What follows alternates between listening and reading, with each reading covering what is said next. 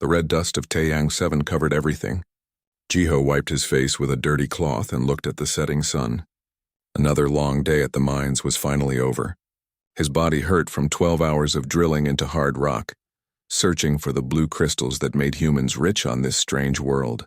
He was tired, so tired that he almost didn't see the small figure running toward him. At first he thought it was a human child. But as the figure came closer, Jiho saw the truth. The girl had pale blue skin that glowed softly in the twilight. Her eyes were like clear crystals, catching the last rays of sunlight. She was not human. She was Villani, one of the alien races that lived on Taeyang 7 long before humans arrived. The girl crashed into him, grabbing his dirty work shirt with small hands. She was crying, making sounds that were part words and part something else. Jiho had heard Villani communication before. They could speak human language, but they also made musical sounds that carried feelings and meanings humans couldn't fully understand. "Please," the girl said in broken human speech. "Please, human, help. My mom, Sky Hunters. They took her. Please." Jiho gently pulled her hands off his shirt and knelt down to her level. The girl looked young, maybe 12 in human years, though it was hard to tell with aliens. Her face was covered in dust and tears, and her light was flickering weakly. She was scared. "Really scared. Slow down," Jiho said softly. "What happened? Where is your mother?" The girl took a shaky breath. "My name is Mirai. My mom, her name is Sila. We were flying near the big mountains. The floating ones. Sky Hunters came. So many of them. They took my mom. I was too small. They didn't want me, but they took her." Jiho felt his stomach drop. Sky Hunters. Everyone on Taeyang 7 knew about them.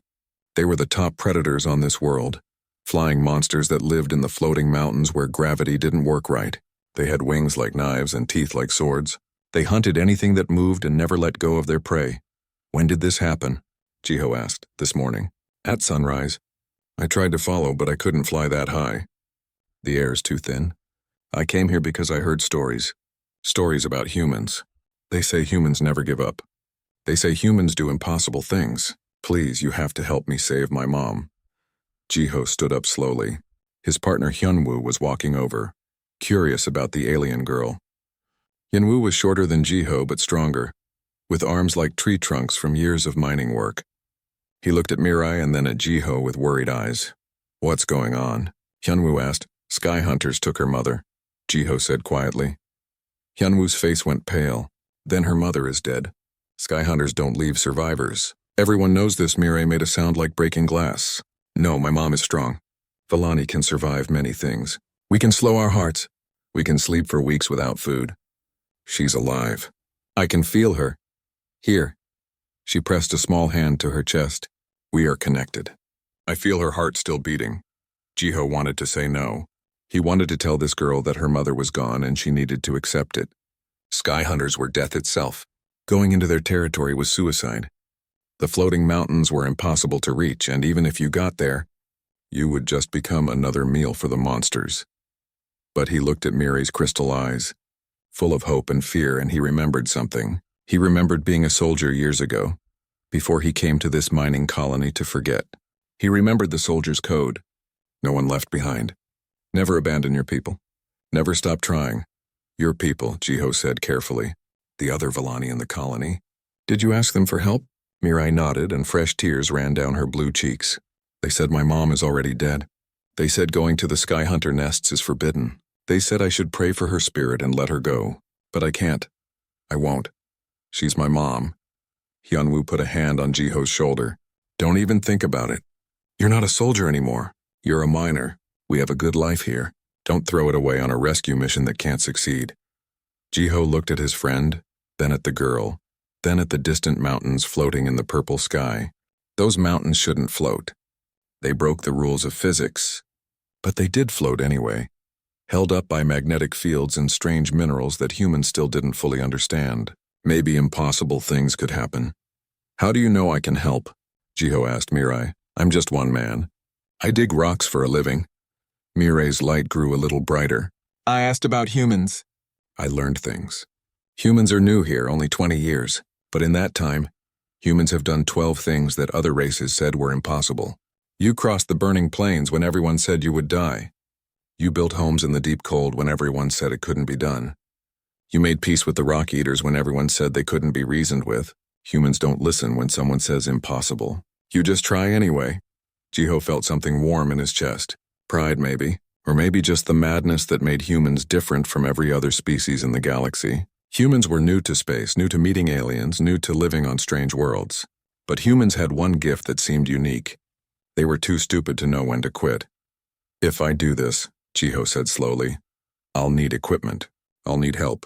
I'll need information about the sky hunters and their nests. Can you help me get those things? Mirai nodded so hard her whole body shook. Yes, anything. I'll do anything, Hyunwoo groaned. You're really doing this? You're really going to fly into the floating mountains and try to steal someone back from sky hunters? Have you lost your mind? Jiho smiled and it felt good. It felt like being alive again instead of just existing. Probably. But that's what humans do, right? We lose our minds and do impossible things. Are you coming with me or do I do this alone? Hyunwoo stared at him for a long moment. Then he sighed deeply, the sigh of a man who knows he's making a terrible choice but can't stop himself. Someone needs to keep you alive. I'm coming, but when we die horribly, I'm going to haunt you forever. Miri's light blazed bright with hope. For the first time since she arrived, she smiled. It was a beautiful smile that made her face shine like a small star. Thank you. Thank you. You won't regret this. Humans really are as crazy as the stories say. I'm so glad I found you. Jiho looked at the floating mountains one more time. Somewhere up there in a nest made of bones and stolen metal, a mother was waiting to be saved. And 3 people who should know better were going to try to save her. The sun finished setting and the stars came out. Tomorrow, the impossible would begin. The colony administration building looked like a metal box dropped from space, which was exactly what it was. Nari sat behind her desk looking at Jiho like he had just announced he wanted to fly into the sun. Her face was red with anger, and her hands were pressed flat on the desk like she was trying to hold it down. Absolutely not, she said for the 3rd time. I forbid it. As colony administrator, I have the authority to stop you from doing something this stupid. Jiho stood in front of her desk with his arms crossed. Hyunwoo stood beside him, looking uncomfortable. Mirai waited outside the office, pressing her face against the window. Her crystal eyes were full of worry. You can't stop me, Jiho said calmly. I'm not breaking any laws. I'm just leaving the colony for a few days. That's allowed. Nari stood up fast, her chair rolling backward. You're going to get yourself killed, and then I'll have to write reports. I'll have to explain to Earth Command why one of my miners decided to commit suicide by flying into Sky Hunter territory. Do you know how much paperwork that creates? I'm sorry about your paperwork, Jiho said, and he almost meant it. But I gave that girl my word. I'm going. Nari walked around the desk and stood close to Jiho. She was shorter than him, but somehow seemed bigger when she was angry. Listen to me carefully. In the 15 years humans have been on this world, 12 people have tried to rescue someone from the Sky Hunters. Do you know how many succeeded? 0. Do you know how many came back alive? Also 0. Those creatures are perfect killers. They are death with wings. You can't fight them. You can't outrun them. You can only die. Then I'll be number 13, Jiho said. Maybe I'll get lucky. There's no such thing as lucky with Sky Hunters, Nari said. She looked tired suddenly, like the anger had burned out and left only worry. Why are you doing this? Why risk everything for an alien you don't even know? Jiho thought about the question. Why was he doing this? Was it because of his old life as a soldier? Was it because he was bored with mining and wanted to feel useful again? Or was it something simpler? Maybe he just couldn't look at that little girl and tell her no. Because someone has to, Jiho said finally. Because if we don't help each other, what's the point of anything? Nari closed her eyes and took a deep breath. Fine, I can't stop you. But if you do this, you'll lose your mining license. The company won't protect you. If you somehow survive, you'll have nothing to come back to. I'll take that chance, Jiho said. He left the office with Hyunwoo. Mirai ran up to them, her light flickering with anxiety. What did she say? Will she help us? No, Jiho said. But she won't stop us either. Now we need to find someone with a ship who's crazy enough to fly us up there. They walked through the colony's main street, which was really just a dirt path between metal buildings. Aliens and humans mixed here, buying food, trading goods, and living their lives. Taeyang 7 was supposed to be a place where different species learned to coexist. Sometimes it worked. Sometimes it didn't. A young human leaned against a building watching them approach. His name was Doyen, and he was a pilot. He flew a small experimental hovercraft that he had built himself from spare parts and stolen tech. Doyen had wild black hair and a smile that said he enjoyed danger a little too much. "I heard you're planning something stupid," Doyen said as they got close. "I want in." Jiho stopped walking. "How did you hear already?" "Colony this size. News travels fast. Especially news about humans doing crazy things." Doyen pushed off the wall and walked around them in a circle, looking excited. "Sky hunters. Floating mountains. Impossible rescue mission. This is exactly the kind of adventure I've been waiting for." "Why would you risk your life for this?" Hyunwoo asked suspiciously. Doyen stopped walking and looked at Jiho seriously. 2 years ago, my hovercraft crashed in the desert. I was dying of thirst. Jiho found me and carried me back to the colony on his back. Walked for 6 hours in the burning sun. I owe him my life. This is how I pay that debt." Jiho remembered that day. He had been doing a survey of mineral deposits when he saw the crashed ship. Any decent person would have helped. But Doyen had decided it meant something more, and Jiho wasn't going to argue with him now. "We'll need equipment," Jiho said. "Climbing gear, weapons, medical supplies. Can your hovercraft carry all of that plus 4 people?"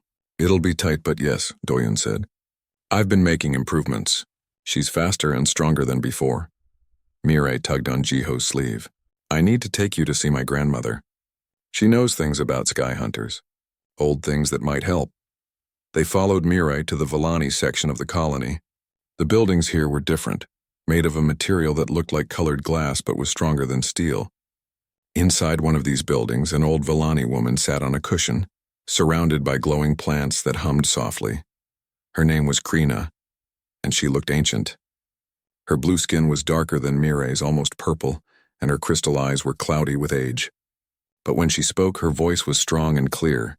"You are the human who will try to save my daughter," Krina said. It wasn't a question. "Yes," Jiho said. "Mirai says you can help us." Krina gestured for them to sit. They arranged themselves on cushions around her, while she studied each of them carefully. Finally, she nodded like she had made a decision. "Sky hunters are not mindless beasts," she said. "They are intelligent. They plan, they remember, they hold grudges and honor debts. This is important to understand." "How does that help us?" Hyunwoo asked. "It means they can be reasoned with, perhaps. It means they follow patterns. Sky hunters hunt at dawn and dusk. During the day, they rest in their nests. During the night, they watch but rarely attack. If you reach the nests during daylight, you might have a chance." Krina reached out and took Mirai's hand. "My granddaughter tells me she can feel her mother's life force." "This is true. Villani are connected to our close family members. When we are hurt badly, we can enter a deep sleep. Our hearts slow down. Our bodies use almost no energy. Sela might be in this state. If she is, she could survive for many days without food or water." Hope flared in Jiho's chest. "So she really might be alive?" "Yes," Krina said. "But time is running out. The longer she stays in the nest, the weaker she becomes. You must hurry." She stood up slowly and walked to a cabinet. From inside, she pulled out several items. There were breathers that would help them breathe in the thin air of the high mountains. There were medicine patches that would seal wounds. There was a small device that made a sound only Villani could hear, which Sela might respond to if she was conscious. "Take these," Krina said. "And take this knowledge too.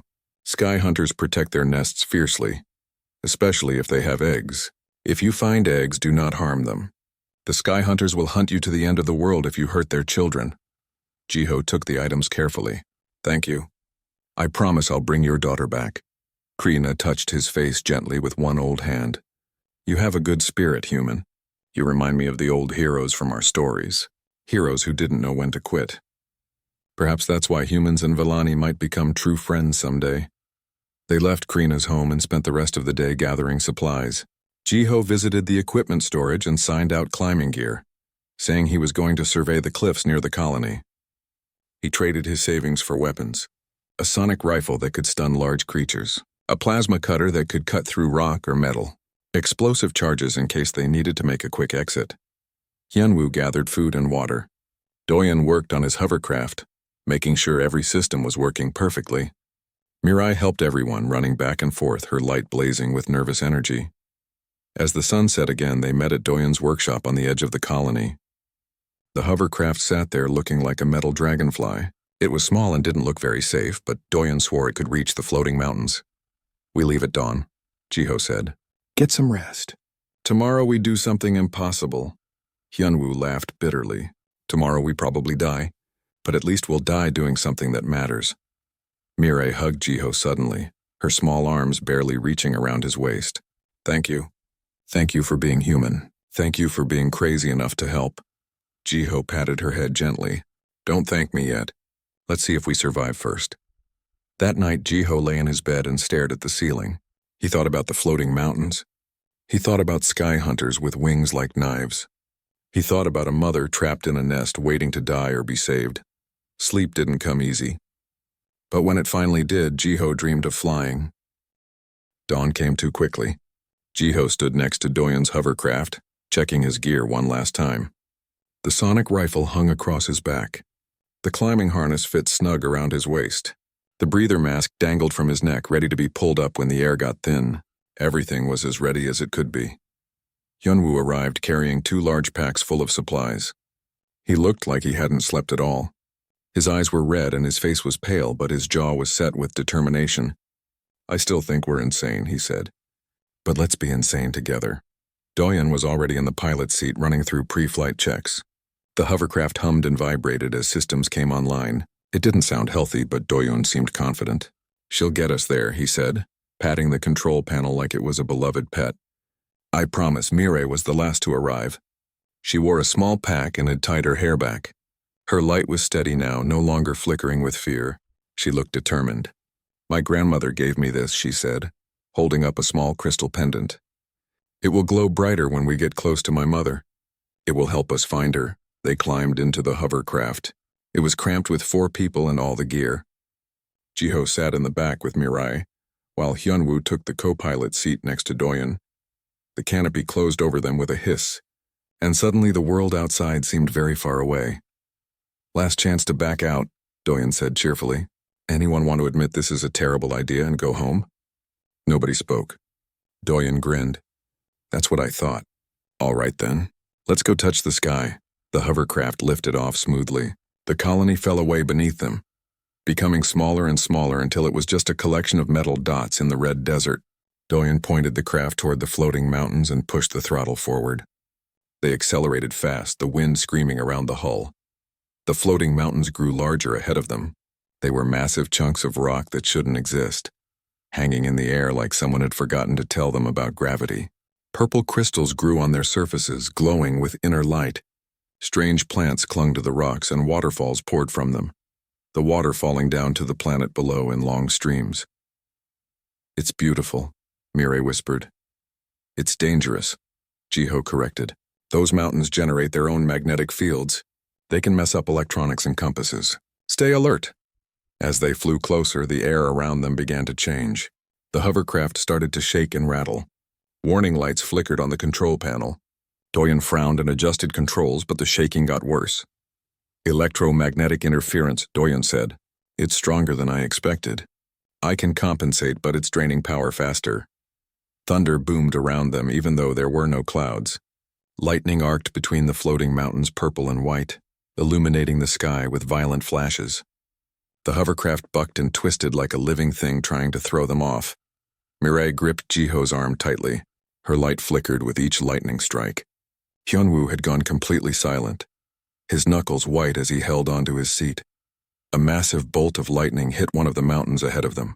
Rock exploded outward in a shower of debris. Doyeon yanked the controls hard to the left, dodging the falling stones. But the electrical discharge had damaged something. Smoke began to pour from one of the engines. We're losing power, Doyeon shouted over the roar of wind and thunder. I need to land now.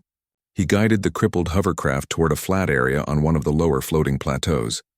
The landing was rough. They hit hard, bounced, skidded across rock, and finally came to a stop near the edge of a cliff. For a long moment, nobody moved. Then Jiho unbuckled his harness and kicked open the canopy. Everyone out, quick, before this thing explodes. They scrambled out of the hovercraft and ran. Behind them, the engine sputtered and sparked but didn't explode. Slowly, they walked back to examine the damage. One engine was completely burned out. The hull had cracks running through it. The control systems were fried. Can you fix it? Jiho asked. Doyeon shook his head slowly. Not here.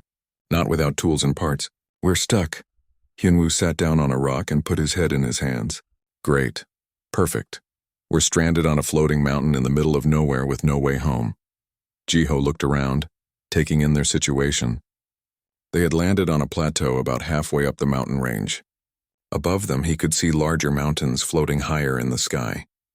According to the information they had gathered, the Sky Hunter nests were at the very top where the biggest mountain floated.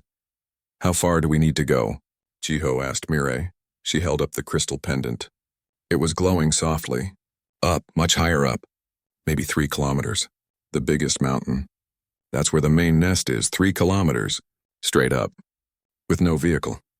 Jiho looked at the cliff face rising above them. It was rough rock covered in strange plants and crystals. It would be a hard climb, maybe impossible. But impossible was becoming a familiar word on this mission. We climb, Jiho said simply. Are you joking? Hyunwoo asked. That's a sheer cliff. We'll fall and die. Then we die climbing instead of sitting here, Jiho said. He pulled out the climbing gear and started sorting through it. Ropes, harnesses, clips, anchors. He had done cliff climbing in his military days.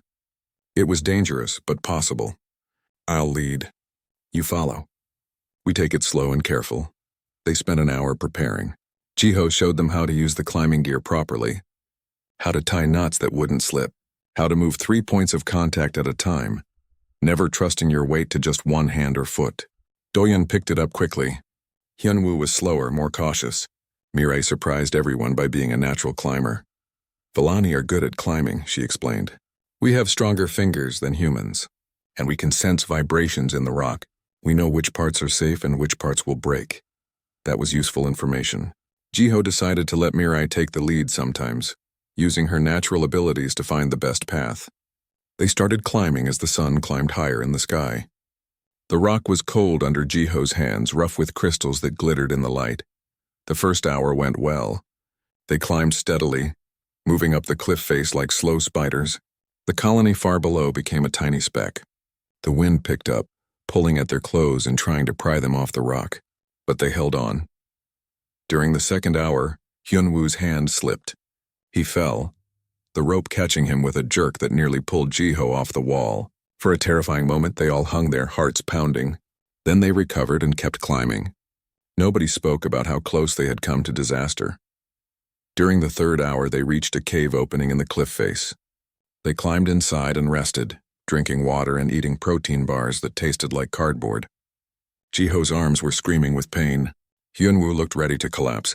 Even Doyeon's cheerful energy had faded to quiet determination. Only Mirai seemed okay. She stood at the cave entrance, looking up at the mountains above. The crystal pendant around her neck glowed brighter now. She's closer, Mirai said softly. My mother. I can feel her more strongly now. She's waiting for us. They rested for 20 minutes, then prepared to climb again. But as they approached the cave exit, Doyeon held up a hand. Wait, listen, they all froze. In the distance, they could hear a sound. A high-pitched screech that echoed between the floating mountains. Then another screech answered it. And another. The sounds were getting closer. Sky hunters, Jiho whispered. They're patrolling. They pressed themselves against the cave walls as shadows passed over the entrance. Huge shapes with wings that blocked out the sun. The sky hunters were even bigger than Jiho had imagined.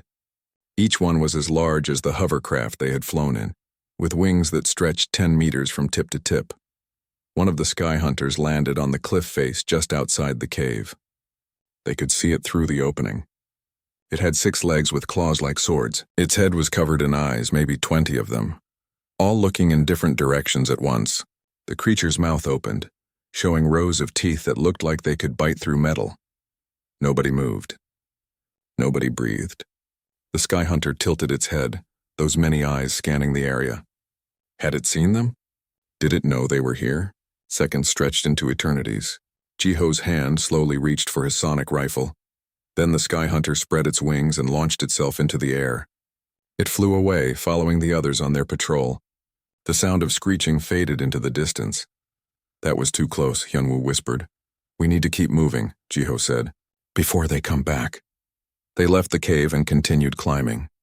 The rock face got steeper and more dangerous. Several times, pieces broke off and tumbled down into the void below. Once, an entire section crumbled, and only Mirai's warning saved them from climbing onto rock that would have killed them all.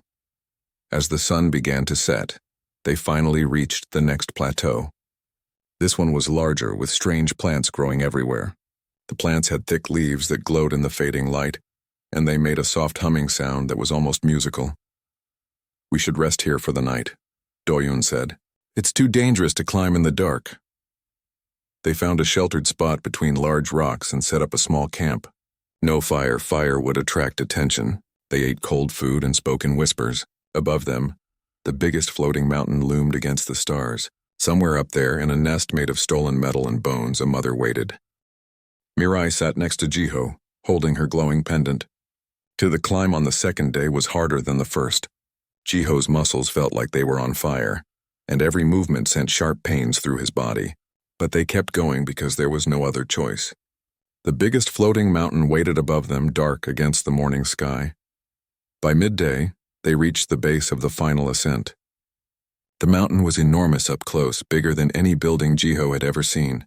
It hung in the air without support, spinning slowly, covered in crystal formations that caught the sunlight and threw rainbow colors across the rocks. Waterfalls poured from its surface, the water defying gravity as it spiraled upward before falling down to the world below. "There," Mirai said, pointing with a shaking hand. "The nest, I can see it." Jiho followed her gesture and felt his stomach drop. The nest was carved into the side of the mountain about halfway up its surface. It was huge, easily as large as the entire mining colony.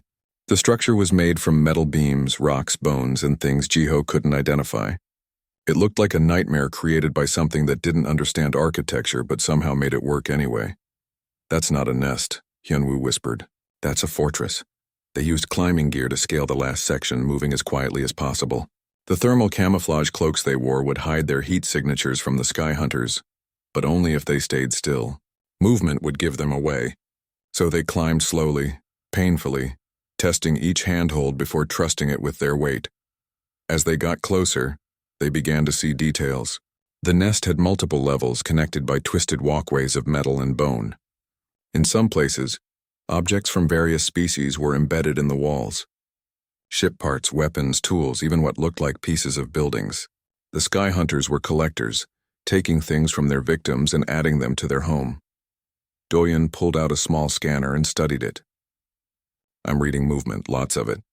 There must be 20 or 30 sky hunters in there, maybe more. Can we get around them?" Jiho asked. "Maybe. The nest has a back entrance, looks like. A smaller opening on the far side. If we're quiet and lucky, we might be able to sneak in." They began to circle around the mountain, staying low, using the rocky terrain for cover. It took 2 hours to reach the back of the nest. The entrance Doyun had spotted was there, a dark opening about 3 meters wide. Old bones littered the ground around it, picked clean and white as snow. "Comforting," Hyunwoo muttered, stepping over a skull that might have belonged to something humanoid. They pulled the thermal camouflage cloaks tighter and activated the dampening fields that would muffle sound. Then, moving like ghosts, they entered the nest. The inside was dark and smelled wrong. It was a mix of rotting meat, metal, and something else, something alien that made Jiho's nose burn. The passages were narrow and twisted. They had to move single file, with Jiho leading and Mirai in the back. Her pendant glowed brighter now, pulsing with light that she tried to hide under her hand. They were getting close, very close. They passed chambers full of strange things. One room was full of crystals that hummed with power.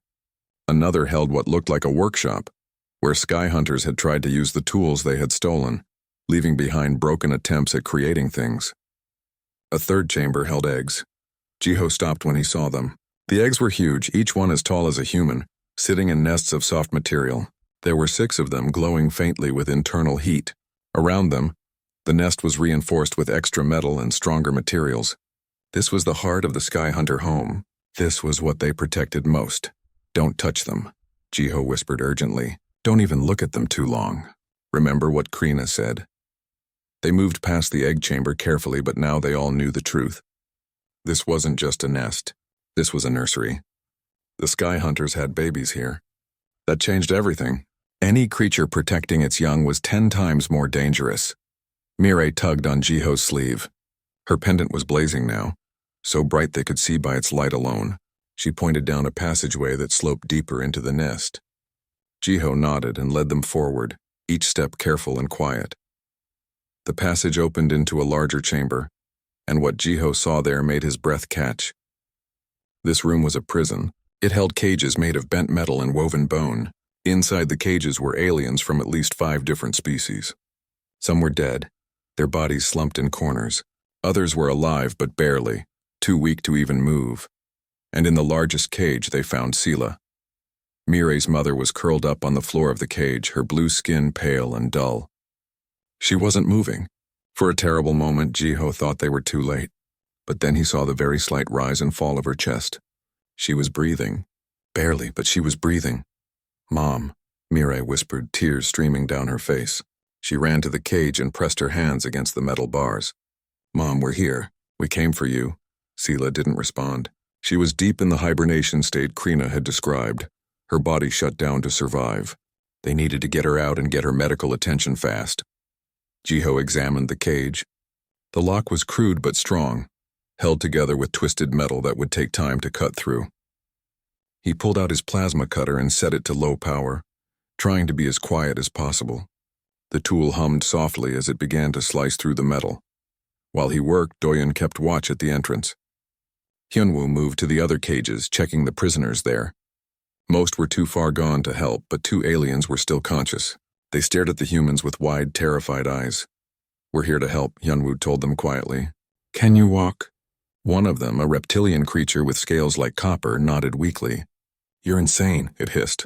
"The Sky Hunters will kill you all." "Probably," Hyunwoo agreed. "But we're trying anyway. That's what humans do." The plasma cutter was halfway through the lock when Doyen made a sharp sound. "Movement, something's coming," they all froze. In the distance, they could hear claws clicking on stone. Heavy footsteps. Something big was approaching. Jiho worked faster, the plasma cutter burning brighter as he pushed it to full power. The lock finally gave way with a snap that sounded as loud as thunder in the quiet nest. Jiho pulled the cage door open and rushed inside. He lifted Sila carefully. She was lighter than he expected, her body having consumed most of its mass during the hibernation. Mireille helped support her mother, and together they moved toward the exit. But they were too late. A massive shape blocked the entrance to the chamber. A sky hunter stood there, and this one was different from the ones they had seen flying outside. This one was bigger, covered in scars, with eyes that seemed to glow with intelligence. This was the Alpha, the leader of the nest. The Alpha looked at them with those many eyes, taking in the scene. Humans in its nest, prisoners being freed, intruders near its eggs. It opened its mouth and made a sound that started low and built into a screech that shook the walls. It wasn't just a warning. It was a battle cry.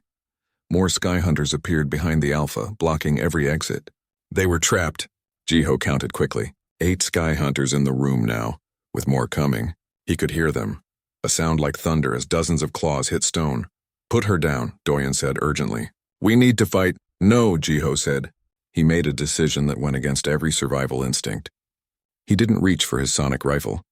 Instead, he held Sila carefully and stood still, looking at the Alpha. "We're not here to fight. We're here to take back what's ours. This one." He gestured to Sila. "She doesn't belong to you." The Alpha tilted its massive head, studying Jiho. Those glowing eyes seemed to see right through him. For a long moment, nothing happened.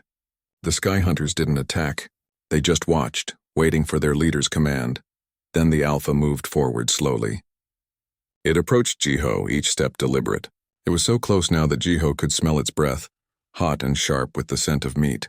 The Alpha's mouth opened, showing those terrible teeth. One bite could cut Jiho in half. Hyunwoo raised his rifle, but Jiho shook his head. "No weapons. You're going to get us killed," Hyunwoo hissed. "Maybe," Jiho said. "But not like this. Not by fighting. If we fight, we definitely die. So we try something else." The Alpha reached out with one clawed hand. It touched Sila gently, almost curious. Then it looked at Mireille, who was crying silently next to her mother. The Alpha made a sound softer this time. Not a screech, but something else. Almost like a question. Mireille, brave little Mireille, stepped forward. She looked up at the Alpha without fear. "She's my mother," Mireille said clearly. "You took her from me. I want her back, please." The Alpha stared at the small alien girl for a long time. Then it did something none of them expected. It stepped aside, opening a path to the exit. It made another sound, and the other sky hunters also moved, creating a corridor through their ranks. Jiho didn't question it. Didn't try to understand. He just moved, carrying Sela toward freedom. Mirai stayed close to him. Hyunwoo and Doyen followed, weapons ready but not raised. They walked through the nest, past dozens of sky hunters who watched but didn't attack. They were almost at the exit when the Alpha made one final sound.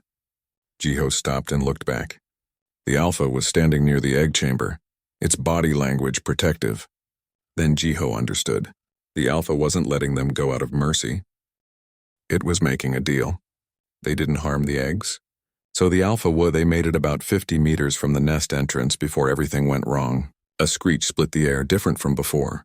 This one was full of rage and panic. Jiho turned and saw chaos erupting from the nest. Sky hunters were pouring out of every opening, their wings spread wide, eyes wild with fury. "What happened?" Doyen shouted. "I thought they let us go." Then Jiho saw it.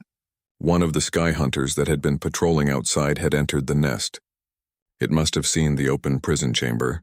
It must have thought they had done something worse. And now it was rallying the others, overriding whatever understanding they had reached with the Alpha. "They think we hurt the eggs," Hyunwoo yelled. "They're going to kill us!" They ran faster, but Sela's weight slowed them down. Jiho's muscles screamed with effort as he carried her across the rocky surface of the floating mountain. Behind them, the sound of claws on stone grew louder. The sky hunters were coming.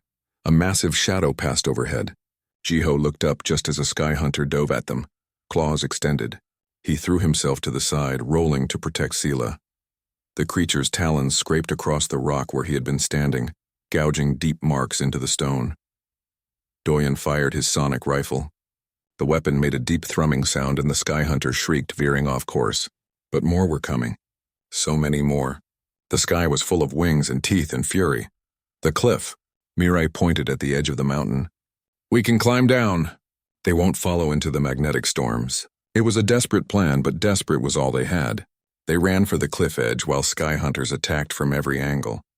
Hyunwoo fired his rifle repeatedly, the sonic blasts creating temporary shields of sound that pushed the creatures back. But they were running out of energy packs, and the sky hunters seemed endless. They reached the cliff edge, and Jiho looked down. Below them, purple lightning crackled between the floating mountains. The electromagnetic storm was in full fury now, worse than when they had flown through it. Going into that storm would be suicide, but staying here would definitely be death. "Harnesses," Jiho shouted. "Everyone clip on. We're rappelling down." They worked with shaking hands, attaching ropes and clipping into harnesses. Jiho secured Sela to his chest, binding her with extra rope. She was still unconscious, oblivious to the danger. Mirai clipped onto Jiho's back, holding tight. Hyunwoo and Doyen prepared their own ropes. A sky hunter landed right in front of them. It was the Alpha, the big scarred one from the nest. But its eyes no longer held that strange intelligence from before. Now they held only rage. The Alpha screeched at them, and Jiho understood the message. The truce was broken. They had betrayed the understanding. "We didn't hurt your eggs," Jiho shouted at the creature. "We kept our word." But the Alpha didn't care or didn't understand. It charged forward, massive and terrible. Jiho reached for his plasma cutter, the only weapon that might stop something that big. His hand closed around the handle, thumb on the activation switch. One cut, one slice across the Alpha's throat. That's all it would take. But then Jiho saw what was behind the Alpha. Back at the nest entrance, the sky hunters were moving the eggs. They were evacuating their young, protecting them from the perceived threat. And Jiho realized the truth. The Alpha wasn't attacking out of rage. It was attacking out of fear. Fear for its children. Jiho's finger froze on the trigger. He couldn't do it. He couldn't kill a parent protecting its children. Even if that parent was about to kill him, even if it meant his own death. The Alpha's claws came down like falling swords. Jiho pushed Mirai away and tried to shield Sela with his body. This was it. This was how it ended. But at least he would die knowing he didn't become a monster. The claws struck, but instead of slicing through Jiho, they hit the rock beside him. The Alpha had pulled its strike at the last second. It stood over Jiho, breathing hard, those many eyes staring down. Then it made a sound. Not a screech. Something softer. Almost like the sound Mirai had made when she was crying. The Alpha stepped back. It looked at Jiho with what might have been understanding or might have been respect.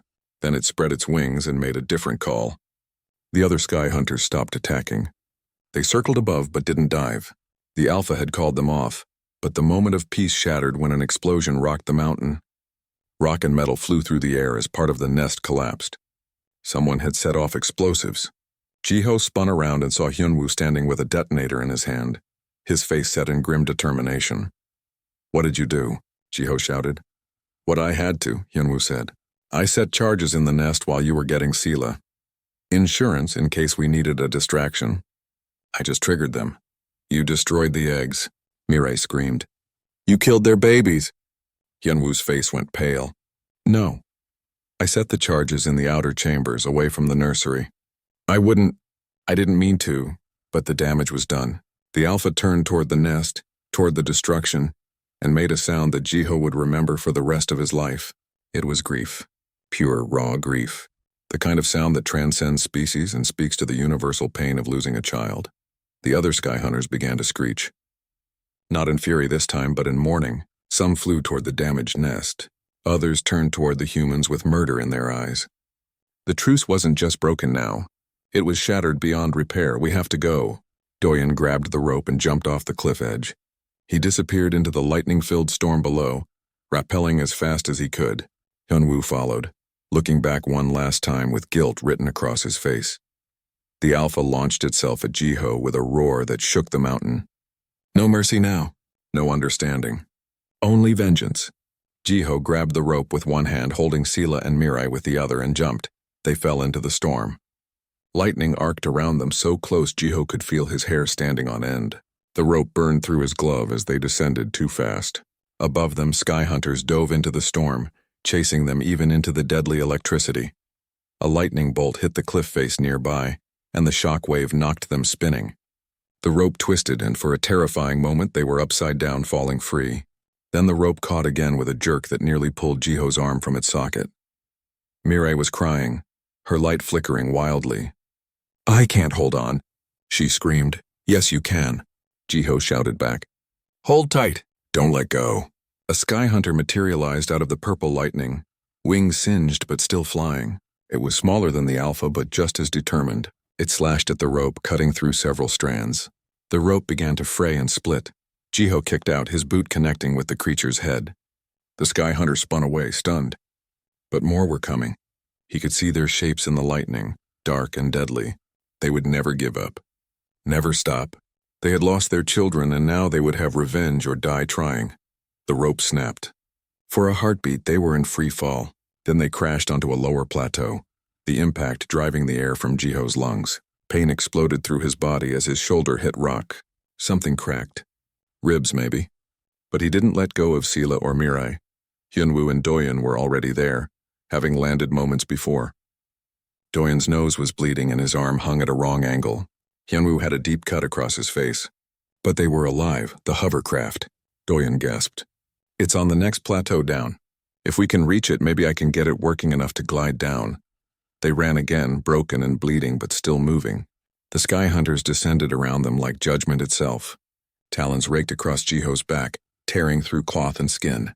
He stumbled but kept running. Behind them, the Alpha landed on the plateau.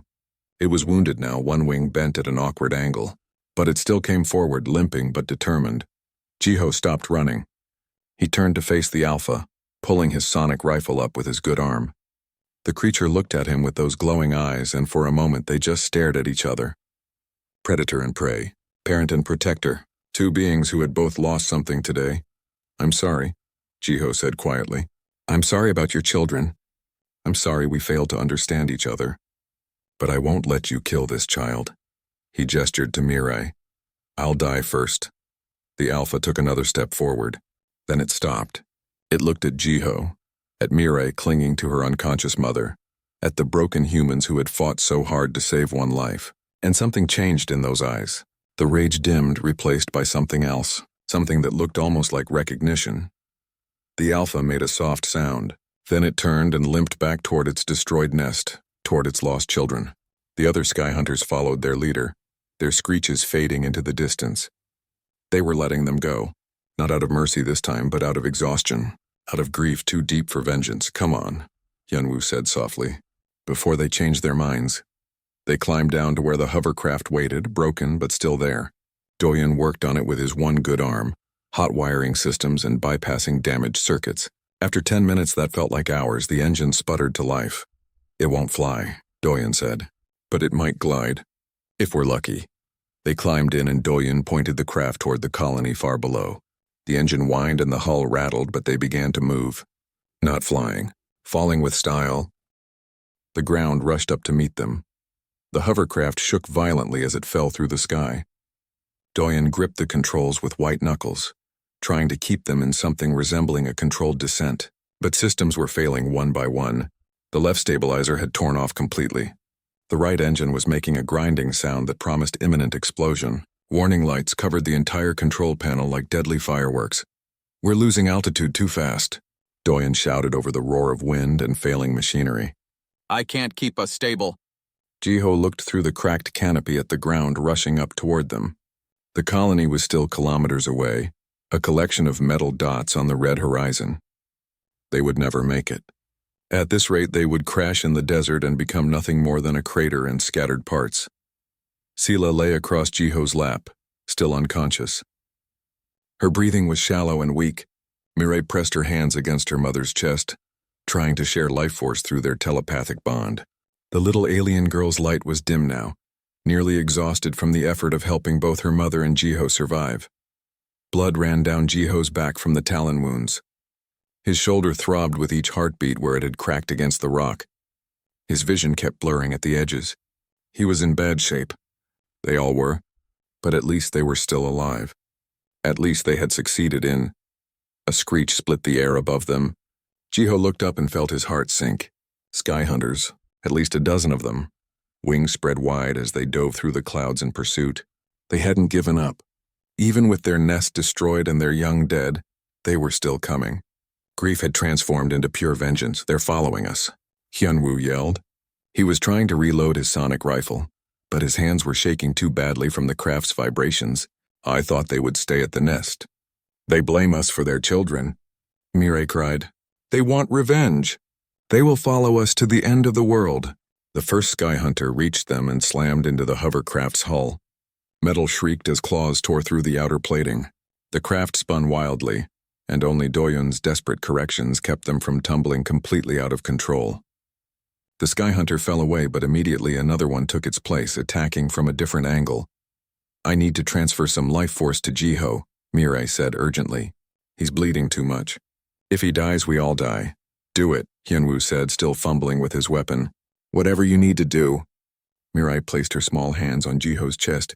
Her light flared bright, and suddenly Jiho felt warmth flooding through his body. The pain in his shoulder lessened. The bleeding from his back slowed. His vision cleared. But Mireille gasped and swayed, her light flickering dangerously low. "Not too much," Jiho said, grabbing her hand. "Don't kill yourself saving me." "You saved my mother," Mireille whispered. "Now I save you. That's how it works." Another sky hunter crashed into them, this time from below.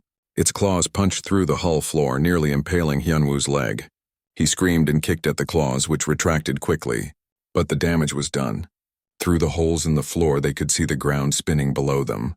And through those same holes, wind rushed in, destabilizing the craft even more. Doyen made a sound of frustration. "The controls are barely responding. The next hit might be the one that brings us down." "Can we fight them off?"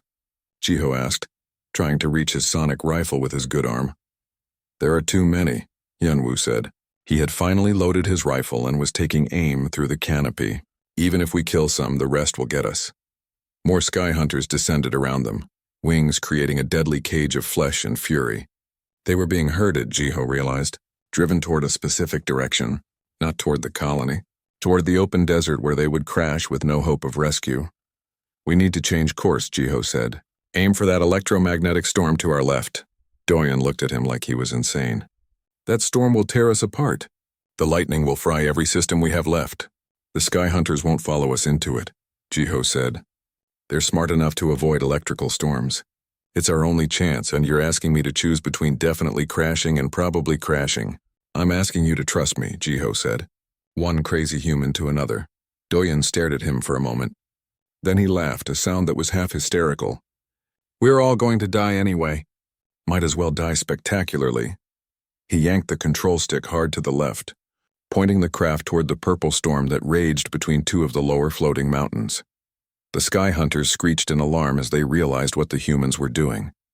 They attacked with renewed fury, trying to stop the craft from reaching the storm.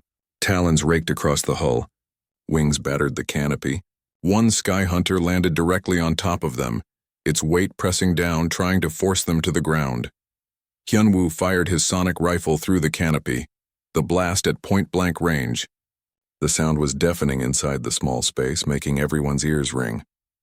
But the sky hunter was thrown off, tumbling through the air with a shriek of pain. They entered the storm. Immediately, lightning surrounded them. Purple and white bolts arced from cloud to cloud, from mountain to mountain, and sometimes directly through the space where the craft flew. The electromagnetic interference made the controls go haywire. Doyen fought with the stick, but the craft had a mind of its own now, spinning and diving randomly. A lightning bolt hit the craft's remaining engine. There was a bright flash, a smell of burning metal, and then silence. The engine was dead. They were in free fall now, gliding on momentum alone, dropping through the storm like a stone. But Jiho had been right. The sky hunters broke off their pursuit. He could see them through the lightning, circling the edge of the storm but not entering. All except one. The Alpha, the big scarred one, dove into the storm after them. Its wing was still damaged, making its flight awkward and pained. But it came anyway, driven by loss and rage that even the deadly lightning couldn't stop. "It's still coming," Mirai screamed. "The Alpha won't give up." The massive sky hunter caught up with them despite its damaged wing. It landed on what was left of the hull, claws digging deep into metal. The craft's nose dipped dangerously, pulled down by the creature's weight. Through the cracked canopy, Jiho could see the Alpha's face, its many eyes filled with grief and fury. The Alpha raised one massive clawed hand, preparing to tear through the canopy and kill everyone inside. This was it, the final moment. Jiho reached into his pocket and pulled out something he had found in the nest. A sky hunter feather, long and sharp and beautiful. He had picked it up without thinking, attracted by its strange colors. Now he held it up so the Alpha could see. The creature froze, its raised claw stopping mid-swing. It looked at the feather, then at Jiho. For a long moment, nothing happened. Lightning flashed around them, illuminating the scene in bursts of purple light. Then Jiho did something that even he didn't fully understand. He pressed the feather to his heart, then held it out to the Alpha. It was a gesture of peace, of respect, of shared loss, a way of saying, "I know you're in pain. I know you lost something precious. I'm sorry." The Alpha stared at the feather, stared at Jiho. Then slowly, incredibly, it took the feather in its claws. It held the feather gently, almost reverently. The rage in its eyes dimmed, replaced by something that looked like sadness. Like recognition of a grief that transcended species. A massive lightning bolt struck the mountain above them. Rock exploded outward, huge chunks falling directly toward the craft. The Alpha launched itself off the hull, using its damaged wing to glide away from the danger. As it flew, it made one final sound. Not a screech of rage, something softer. An acknowledgement. Then it disappeared into the purple clouds, carrying the feather with it. Without the Alpha's weight, the craft lurched upward slightly, but they were still falling. The ground was close now, terrifyingly close. Doyen was shouting something about brace positions and emergency procedures, but Jiho barely heard him. The world was spinning, full of lightning and wind and the rushing sensation of falling. Buildings appeared below them. The colony. They had somehow made it back, but they were coming in too fast at too steep an angle. This was going to hurt badly. "Hold on," Doyen screamed. "We're going to crash." The craft hit the ground and everything became chaos. Metal screamed. Glass shattered. The world tumbled end over end. Jiho held tight to Sela and Mirai, curling his body around them to shield them from the worst of the impact. Pain exploded through every part of his body as they bounced and skidded across the red desert dirt. Then finally, mercifully, they stopped moving. The hovercraft lay on its side, smoking and sparking. Jiho was upside down, still strapped in, bleeding from a dozen new wounds. But he was alive. Incredibly, impossibly alive. "Everyone okay?" he croaked. Groans answered him. Painful groans, but at least everyone was making sounds. That meant they were alive. Jiho unbuckled his harness and fell awkwardly, landing on Hyunwoo, who cursed weakly. They worked together to get the canopy open, crawling out of the wreckage on shaking limbs. Colonists were running toward them, humans and aliens both, shouting and pointing. Medical teams with stretchers, security with weapons scanning the sky for threats. Nari was there, her face pale with shock. "You actually did it," she whispered as she helped pull Jiho from the wreckage. 3 weeks passed before Jiho could walk without help. His shoulder had been broken in 2 places. 4 ribs were cracked. The talon wounds on his back had gotten infected and required surgery. The doctors said he was lucky to be alive. Jiho didn't feel lucky. He felt tired and old and haunted by the memory of eggs that would never hatch. The medical bay was a long white room filled with beds and humming machines. Jiho sat on the edge of his bed, staring at the wall and thinking about nothing. Thinking about everything. The door opened and Hyunwoo walked in, moving slowly. He had recovered faster than Jiho, but a deep scar now ran across his face from forehead to chin. A permanent reminder of their mission. "You look terrible," Hyunwoo said, sitting in the chair next to the bed. "You too," Jiho replied. "How's Doyen?" "Arm's healing. He's already working on a new hovercraft. Says this one will be even better, even crazier. I think that crash scrambled his brain." They sat in silence for a moment. Then Hyunwoo spoke again, his voice quieter. "I'm sorry for setting off those explosives. I thought I was helping. I thought I was creating a distraction. I didn't know the eggs were there. I swear I didn't know." Jiho looked at his friend. Hyunwoo's eyes were red, like he hadn't slept much, like guilt had been eating at him for weeks. "I know," Jiho said. "It was an accident. A terrible accident, but those sky hunters don't know that. They think we deliberately killed their children. They'll remember us as monsters." "Maybe," Jiho said. "Or maybe they'll remember us as the ones who could have killed their alpha but chose not to. The ones who returned a feather with respect. I don't know. Maybe both things can be true at the same time." The door opened again. This time it was Mirai who entered, followed by Sela. Jiho's breath caught. He hadn't seen Sela awake before. She was taller than her daughter, with the same blue skin and crystal eyes, but her light was steadier, stronger. She moved with grace and dignity, though she still looked weak from her ordeal. Sela approached Jiho's bed and did something unexpected. She knelt down, bringing herself lower than him, a gesture of deep respect in Villani culture. "Thank you," she said in perfect human language. "You risked everything to save me. You are a hero to my people." "I'm not a hero," Jiho said uncomfortably. "Heroes don't get innocent creatures killed. Heroes don't destroy nests and leave eggs to die." Sela reached out and took his hand. Her skin was warm, and he could feel a slight vibration like a humming in his bones. "You are human," she said.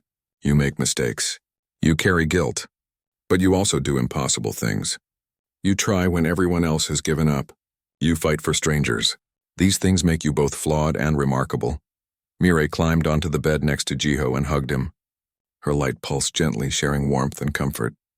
"I told everyone what you did. How you wouldn't kill the alpha even when it would have saved us. How you showed mercy to a creature that wanted to kill you. Humans really are as crazy and wonderful as the stories say." Over the next few days, other visitors came. Nari arrived with official apologies and an announcement that Jiho's mining license was not only restored but upgraded. "The company is calling you a hero," she said with a tired smile. "They're using your story in their recruitment materials. Apparently, humans do the impossible is good for business." Doyen visited with blueprints for his new hovercraft, talking excitedly about improved engines and better shields. He had named the new craft Crazy Hope, which seemed appropriate. Krina came with other Villani elders. They performed a ceremony in the medical bay, marking Jiho with a glowing symbol on his palm. "This mark means protector of life," Krina explained. "It is our highest honor. You will always be welcome among our people. Your children's children will be welcome. You have become part of our family." But the most surprising visitor came late one night when Jiho was alone. A human officer in military uniform entered the medical bay. She had the bearing of someone important, someone who gave orders and expected them to be followed. "Jiho," she said, standing at attention. "I'm Commander Yoonji from Earth Fleet Special Operations. I've been reviewing your file. Former military scout decorated for valor, left the service after the Battle of Kepler Station. You've been working as a miner for the last 5 years." "That's right," Jiho said warily. "Is there a problem?" "The opposite. We want you back." Your rescue mission has been documented and transmitted to military command. What you accomplished was extraordinary. The strategies you used, the risks you took, the way you adapted to impossible situations. This is exactly the kind of thinking we need for our new Alien Relations Division. Jiho shook his head. I'm done with military life. I came here to get away from all that. Commander Yunji pulled out a tablet and showed him images. Human colonies across the frontier, alien species in conflict, problems that needed solving, people who needed help. You could make a real difference. Not just for humans, but for everyone. We're trying to build bridges between species, and we need people who understand that mercy is sometimes stronger than weapons. No, Jiho said firmly. I appreciate the offer, but no. The commander nodded like she had expected that answer. If you change your mind, contact me. She left a card on the bedside table and walked out. Jiho picked up the card and almost threw it away, but something made him keep it. He slid it into the drawer and tried not to think about what it represented. 2 months after the rescue, Sela had recovered enough to start working again. She was a cultural liaison, someone who helped different species understand each other. She proposed a new program, human and Volani children learning together, sharing stories and traditions. The colony administrator approved it, and soon human children were playing with Volani children, both groups fascinated by their differences and similarities. Jiho had finally returned to work at the mines. It felt good to do something simple again, to drill into rock and extract crystals without worrying about life and death. But the work also felt small somehow, less important than it used to. He was finishing a shift when Mirai appeared, running toward him just like that first day. But this time she was smiling, her light bright and happy. Jiho, come quick, you have to see this. She dragged him to the colony's observation tower, the highest point where you could see far across the desert toward the floating mountains. Mirai pointed at the sky. Look, up there! Jiho looked and saw sky hunters circling in the distance. They were flying near the mining operation, something they never did. They stayed in their mountain territory and humans stayed in the lowlands. That was the unspoken rule. They're avoiding the mining sites, Mirai explained excitedly. My grandmother has been watching them. The Alpha is teaching the others, teaching them to recognize humans and stay away from our operations. They're not hunting near us anymore. Why? Jiho asked. Why would they do that? Because you showed the Alpha mercy, Mirai said. Because you returned the feather with respect. Because you proved that humans can be more than just destroyers. The Alpha is honoring that. It's teaching its pack to remember. Jiho watched the sky hunters circle and fly away. He thought about the eggs that died, the grief that couldn't be undone, the price that was paid, but maybe something good had come from the tragedy. Maybe understanding could grow even in the ruins of mistakes. As weeks turned into months, Jiho's reputation spread far beyond the colony. Other aliens began approaching him with problems. A dispute between mining companies, a lost alien child who needed finding, a species conflict that needed mediation. Jiho tried to refuse at first, but he kept getting pulled into situations where his unique perspective helped. Yunwoo found it hilarious. You've become the Alien 911 service, he said one day as they walked through the colony. Every time someone has a problem, they come running to the crazy human who rescued someone from sky hunters. I'm just a miner, Jiho protested. You're a legend, Hyunwoo corrected. And legends don't get to be normal. That evening, Jiho sat outside his quarters watching the sunset. The sky turned from blue to purple to red and stars began to appear. The floating mountains were visible on the horizon, beautiful and mysterious. He wondered if the Alpha was up there looking down at the colony, remembering the human who could have killed but chose mercy instead. Nari approached and sat down next to him. She handed him a data pad. This came through official channels today, news from other colonies. Apparently, your story has inspired other humans. There have been 3 more impossible rescue missions attempted in the last month. 2 succeeded. People are starting to believe that maybe the word impossible doesn't mean what they thought it meant. That's dangerous thinking, Jiho said. Not every impossible mission will work out. People will die trying to copy what we did.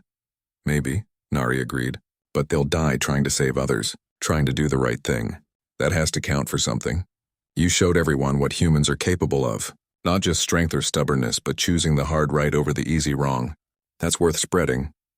After she left, Jiho sat alone with his thoughts. He pulled out the card that Commander Unji had left. It still sat in his pocket, carried with him everywhere even though he kept insisting he didn't want it. The card had a simple message.